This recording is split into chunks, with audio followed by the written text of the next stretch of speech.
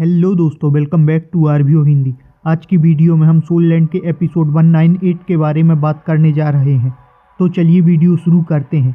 Episode 198 शुरू होता है और हम देखते हैं क्लियर स्काई क्लैन के माउंटेन को, जहां बहुत ही तेज बादल और बिजली गरज रही होती है। अगले ही सीन में हम तांगजियो को देख पाते हैं जो अपनी कल्टीवेशन कर रहा होता है। यह सब इसी का इफेक्ट होता है। तभी एक एनर्जी ब्लो होता है। सभी एल्डर कुछ हैरानी से देख रहे होते हैं। मैन गेट खुलता है और तांगजियो बिजली की रफ्तार से निकलते हुए आसमान में पहुंच जाता है। चारों ओर बिजली कड़क रही होती है। कुछ ही टाइम में तांगजियो नीचे ज़मीन पर आता है। सेकंड एल्डर कहते हैं, सेक्ट लीडर, क्या आपकी ट्रेनिंग खत्म हुई? तांगजियो कहता है तो इसने एल्डर को चिंता में डाल दिया है और आगे बताता है, मेरा सोल लेवल 97 की रैंक को ब्रेक कर गया है। सभी यह सुनकर एक दूसरे का चेहरा देखते हुए खुश होने लगते हैं। तभी उनमें से एक तांगजियो को कॉन्ग्रेचुलेट करता है। सेकंड एल्डर कहते हैं, यह चीफ ही नहीं बल्कि पूरे सेक्ट की स्ट्रेंथ में इजाफा हुआ है और एक नए लेवल पर पहुंचे हैं। तांगजियो उन्हें रोकते हुए कहता है, मेरी इम्प्रूवमेंट किसी बड़े एंड को इफेक्ट नहीं कर सकती। यदि आप वुहान हाल से फाइट करना चाहो तो यह उससे काफ़ी दूर है। अभी का प्लान यह होना चाहिए कि सेक्ट के सभी डिसाइपल की ट्रेनिंग में इजाफा करना चाहिए। केवल पूरे हाउटियन सेक्ट की स्ट्रेंथ बढ़ने के साथ ही इसका चांस होगा। सेकंड एल्डर कहते हैं, चीफ के शब्द सही हैं। आगे कहते हैं, हम ओल्ड हो गए हैं, फिर से लड़ने के लिए ट्रेनिंग भी करनी होगी। तांगजियो कहता है, एल्डर के थॉट अच्छे हैं, लेकिन जो भी हो उन्हें अपने स्वास्थ्य पर ध्यान देना चाहिए। तभी सेवंथ एल्डर आते हुए कहते हैं, अभी हम बूढ़े नहीं हुए हैं। इसके बाद सभी अपनी तैयारी के लिए जाने लगते हैं। तांगजियो तांगसन को याद करते हुए कहता है, तुम्हारे पिता की पावर कैपेसिटी यहाँ पर रुक गई होती है, लेकिन तुम्हारे पास अभी चांस है कि तुम इसे ब्रेक करते हुए हायर लेवल पर पहुँच सकते हो। इसी के साथ सीन बोसाइक्सी पर शिफ्ट हो जाता है, जहाँ बोसाइक्सी सोचती है तांगसन ने खुद को बेस्टिसी पिरामिड की दुनिया में छिपा लिया होगा। इसी के साथ वह अपने माथे से उंगली टच करती है और आगे कहती है, यह सी गॉड लॉर्ड द्वारा प्रोटेक्टेड है, मैं उसे नोटिस भी नहीं कर सकती। इसी के साथ बोसाइक्सी अपनी माइंड पावर के साथ पूरे सी गॉड आइलैंड में तांगसन को ढूंढ रही होती है और कहती है वह केवल उसके आसपास की लोकेशन का ही पता लगा सकती है। तभी बोसाइक्सी को एहसास होता है वह सी गॉड हॉल की तरफ जा रहा है और वह समझ जाती है तो तांगसन का यह प्लान है और तांगसन बड़ी ही तेज़ी से उस तरफ जा रहा होता है।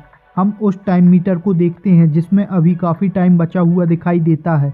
बोसाइक्सी कहती है, तांगसन तुम काफ़ी स्मार्ट हो। सी गॉड माउंटेन सी गॉड की पवित्र जगह है और इसी तरह से वह हाल के सामने आ जाती है। आगे कहती है, यह एक पवित्र जगह है, इसका मनमाने ढंग से यूज़ नहीं किया जा सकता है।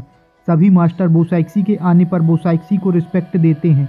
बोसाइक्सी कहती है, जितने जल्दी हो सके हॉल में छिप जाओ, उसके बाद निष्फिक्र होकर मैं अटैक कर सकती हूँ और इस जगह तुम्हें पकड़ लूँगी। कहते हुए अपनी सोल रिंग को एक्टिव करती है और third soul technique the stair of sea god कहने के साथ काफ़ी ज़्यादा गोल्डन लाइट निकलने लगती है और उस गोल्डन लाइट से बोसाइक्सी के हाथ के इशारे से एक इल्यूजनरी हाथ बनकर निकलने लगता है। वह हाथ काफ़ी ज़्यादा बड़ा होता है। जो सभी इतनी देर से भाग रहे थे दाइमोवाई माहुंगजुंग एक एक करके उस अटैक की चपेट में आ जाते हैं और ना चाहते हुए भी हाथ की ओर जाने लगते हैं। तभी सभी उस हाथ की हर एक उंगली पर चिपक जाते हैं। बाइसियांग कहती है, कभी नहीं सोचा था कि सभी एक साथ एक ही समय में पकड़े जाएंगे। इल्यूजन मास्टर कहते हैं, मिस बोसाइक्सी माइंड की पावर से कंट्रोल कर रही हैं। शुरू से ही यह हमसे काफ़ी आगे निकल चुकी हैं। वह सोल फोर्स और माइंड पावर को कॉम्बिनेशन के रूप में यूज़ कर सकती हैं। उसी के साथ उसी समय अलग अलग जगह भी मूव कर सकती हैं और हम सभी दोस्त को एक साथ बोसाइक्सी की एनर्जी में फंसा हुआ देख पाते हैं। बोसाइक्सी कहती है, मैं जानती हूँ तुम फीलिंग्स की केयर करते हो और यह ग्रुप तुम्हारी ताकत है और उसी के साथ तुम्हारी कमजोरी भी है। उन्हें खतरे में देखकर तुम उन्हें हमेशा इग्नोर नहीं कर सकते हो। दाइमोवाई तांगसन से कहता है, उनकी बात मत सुनो, जहाँ तक हो सके आखिरी तक सरवाइव करो, हम टेस्ट पास कर लेंगे। यह सुनकर बोसाइक्सी कहती है, यह सच है, इससे तांगसन बच सकता है, लेकिन यह निश्चित है तुम सब मारे जाओगे। कहते हुए बोसाइक्सी की आंखें चमक उठती हैं और हम एक ड्रॉप को नीचे गिरते हुए देखते हैं। यह बोसाइक्सी की fourth soul technique drawing of the sea technique है। हम इसी के साथ समुद्र से बड़ी बड़ी लहर उठते हुए देख पाते हैं और उसके बाद 5 वाटर बबल को बनते हुए देखते हैं, जिन्हें बोसाइक्सी उंगली से टच करते हुए आगे की ओर भेजती है, जो आगे पहुंचकर सभी 5 को कैद कर लेते हैं। जुजू क्वीन कहती है, यह क्या, यह तो पानी में डूबने जैसा लग रहा है। सी गर्ल मास्टर बताती हैं, यह मिस बोसाइक्सी की 4th सोल टेक्निक है। यह पानी में छोटी सी जगह जैसा है। इसमें लोग बेहोश और सांस न लेने के कारण मारे जाते हैं। यह सुनते ही जुजू क्वीन और बाईसियांग उन्हें बचाने के लिए आगे बढ़ने लगती है। तभी बोसाइक्सी की सहायिका उन्हें रोकते हुए कहती है, तुम्हें कोई अधिकार नहीं है 6 टेस्ट में इंटरफेयर करने का। आगे कहती है, अपने पार्टनर को डूबते हुए देखना 1 घंटे तक जिंदा रहने के लिए, या फिर मिस बोसाइक्सी के सामने जाना चुन सकता है। इस टेस्ट को पास करने के लिए खुले और निष्पक्ष रूप से एक्सेप्ट करना है। यह फैसला तांगसन का है। और आगे हम तांगसन को देखते हैं, जो अपने बेस्ट सी पिरामिड में यह सब देख रहा होता है। जुजू क्वीन और बाईसियांग ध्यान भटकते ही वहां से उड़ जाती हैं और उनके पीछे उन्हें रोकने के लिए सभी मास्टर और बोसाइक्सी की सहायिका लग जाती हैं। देखने में ऐसा ही लगता है, लेकिन उन्होंने केवल जगह बदली होती है। साउबू कहती है, चिंता मत करो, हम सब ठीक हैं। ऑस्कर कहता है, तुम्हें आखिरी तक सरवाइव करना होगा। तांगसन उस टाइम मीटर को और उसके दोस्तों की हालत देखता है।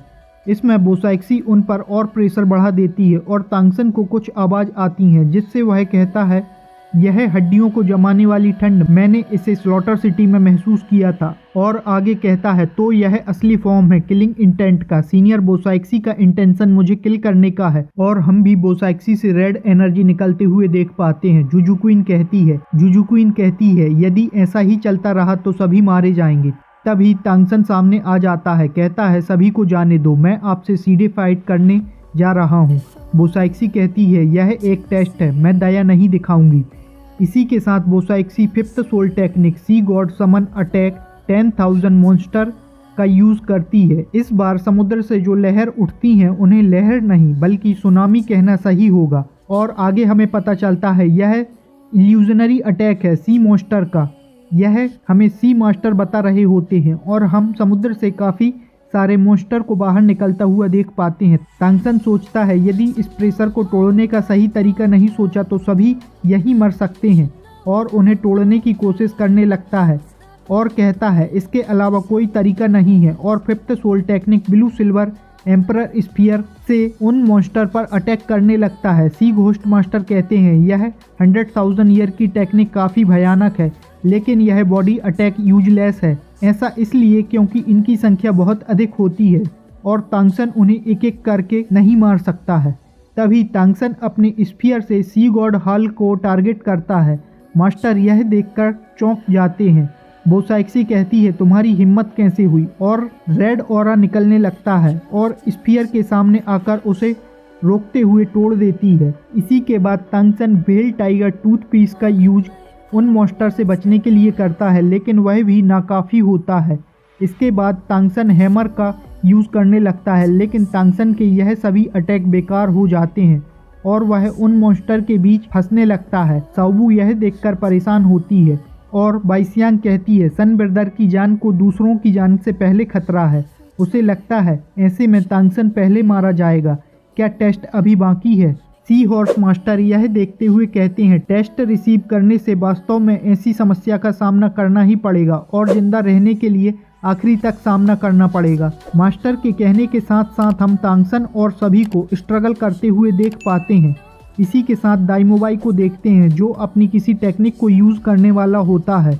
इसी के साथ पार्ट 1 कंप्लीट होता है। हम मिलते हैं नेक्स्ट पार्ट में। Thanks for watching.